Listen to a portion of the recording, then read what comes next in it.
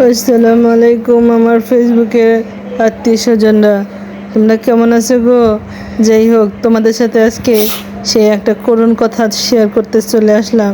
আজকে ঘটনা হয়েছে কি জানো? আজকে আমি না, আমার ছেলে চকলেট খাবে বলে বায়না ধরেছিল।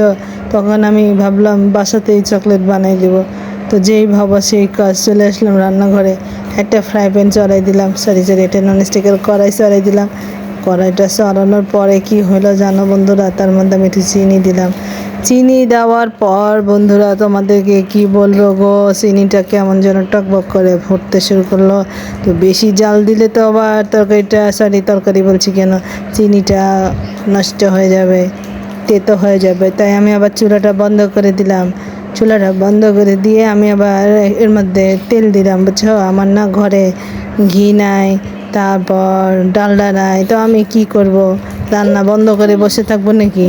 তাই আমি একটু তেল দিলাম। তেল দেওয়ার পর খুব ভালো করে নাড়াচাড়া করলাম। নাড়াচাড়া হয়ে যাওয়ার পর আমি তার মধ্যে দিয়ে দিলাম কোকো পাউডার, গুঁড়া দুধ, আর নাড়তে থাকার পর এক পর্যায়ে দেখলাম যে আমি এটা ভুল কাজ করেছি এবং এটা সিদ্ধ হচ্ছে না, এটা আমার ভালোভাবে বলের মতো বা চকলেটের আকৃতিতেও হচ্ছে না। তখন আমার এতই মনটা খারাপ হলো। তারপরে তোমাদেরকে না দেখাই আমি চুপ করে একটু পানি দিয়ে দিলাম।